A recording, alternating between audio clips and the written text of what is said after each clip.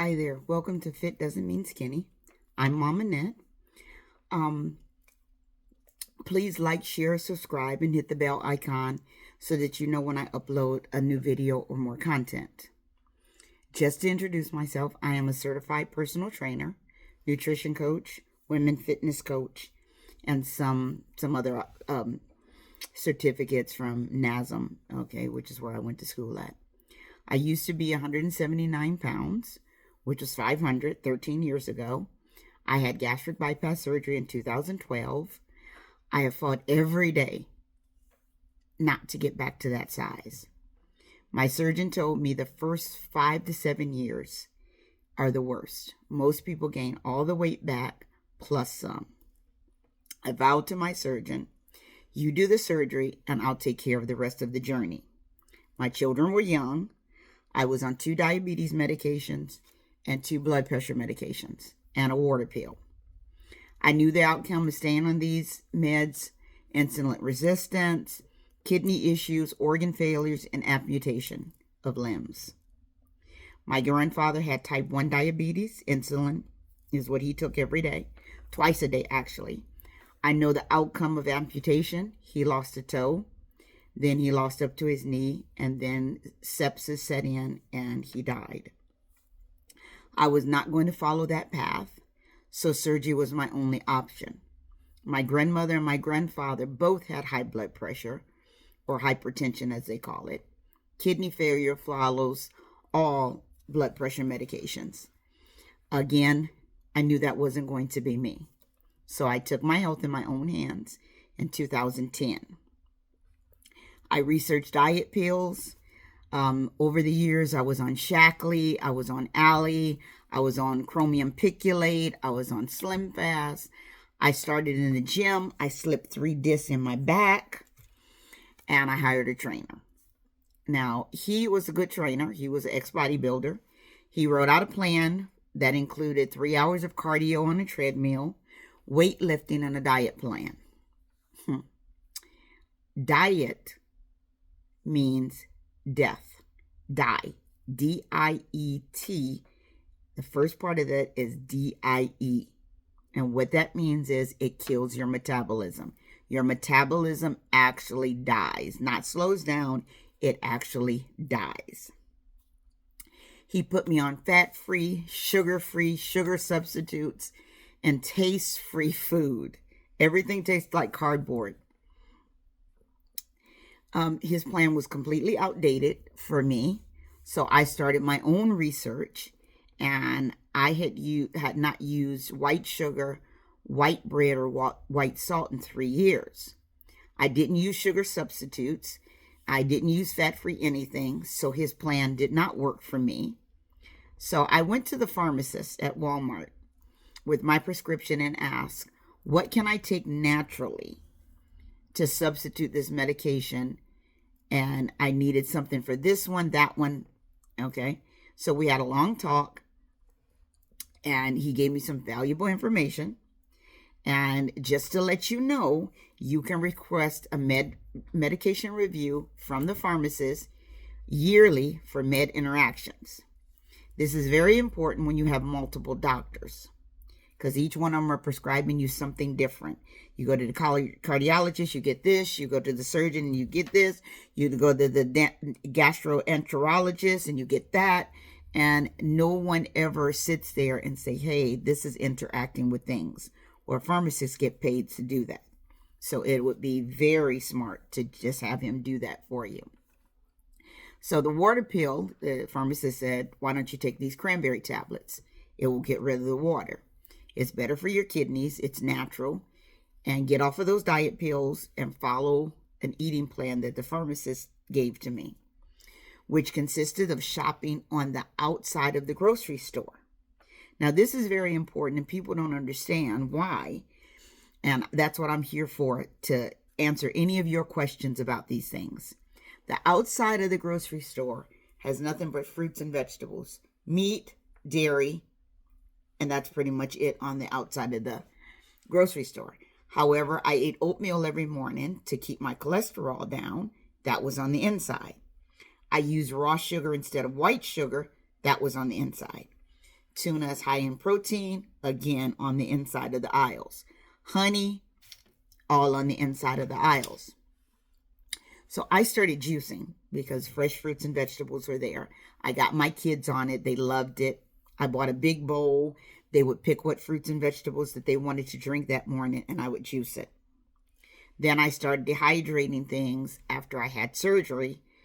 So, because I love beef jerky, but it's full of salt and preservatives and all that. So I started drying my own jerky. I started drying my herbs. I started drying fruits, vegetables.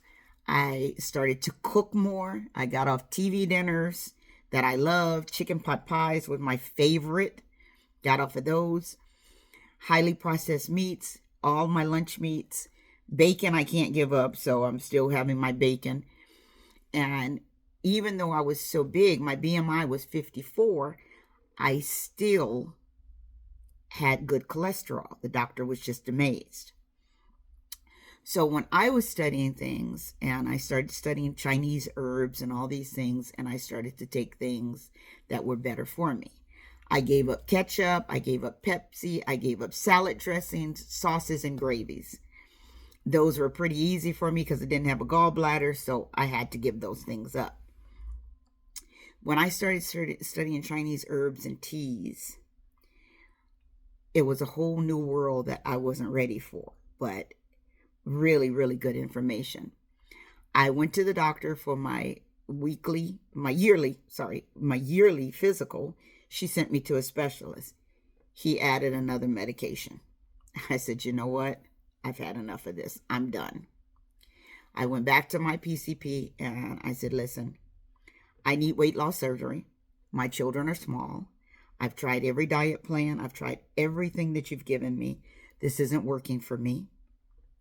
I'm going to take my health into my own hands, and we're going to do something about it. She told me she didn't believe in weight loss surgery. It doesn't work long term. And I said, well, we're going to try it. You know, I can advocate for me. I can't advocate for other people. I don't know why they fail. That's up to them. I scheduled my surgery. I went to a weight loss support group, listened to what the people had to say. All of them were in different stages. They either just had it, were getting ready to have it. Their families and friends were there. The doctor had everybody there so we could talk about what was going to happen, how the family could support everyone. And I scheduled surgery. Well, I called a month later and I canceled it. Rescheduled. Doctor called and canceled it. I was like, okay, so this just isn't going to happen. 2012, I got scheduled on January 12th, which was hard because I was going back to school. I was in college and I was going back to school on the 20th, which means surgery was only 8 days before me going back to school. So I was like, how am I going to do this? I went on and did it anyway. I was in so much pain. I hated myself. I hated the world, everything around me. My first visit to the doctor, to my surgeon to get the staples and the stitches out, I was 80 pounds lighter. And he took me off all my medications, okay? He replaced them with vitamins and protein drinks. I felt okay, not great. I thought, like many do, that I would be skinny, my BMI would be perfect. It was under 30, but it started out at 54, so it was getting better. People think that once you have weight loss surgery, your work is all done. And the truth is, it's just beginning. It had just started for me. I am still fighting 13 years later to keep the weight off. The doctor told me between the first 5 to 7 years is the worst. He didn't go into depth on what would happen, and that's one of the reasons I'm here on this platform now.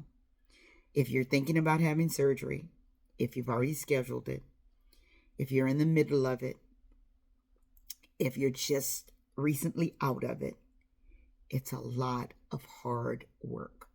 Whether it's straight gastric, whether it's the sleeve, whether it's any of the weight loss bariatric surgeries, they're hard. Don't believe that it's easy, because it's not. You're going to fight every day to keep food down, pick and choose which one has the most amount of nutrients for you. And it is hard work. I'm 13 years out, and I am still working on it. What I found out with research, doing it, I am still not skinny, but I am healthy. I am very, very fit. And that's the reason I became a personal trainer. People look at me and say, oh, she can't do anything. But everybody that has worked with me is just in love with their bodies now. So, with that being said, the biggest problem with weight loss and keeping it off is shame and guilt.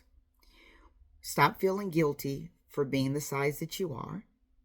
Stop shaming yourself that you can't find clothes. Just stop. Then you can welcome changes. Okay? And till the next video, Mama Net wishes you love and good health that is guilt-free. Remember to like, share, and subscribe. And don't forget to hit the bell icon so when I post another video, you'll get it.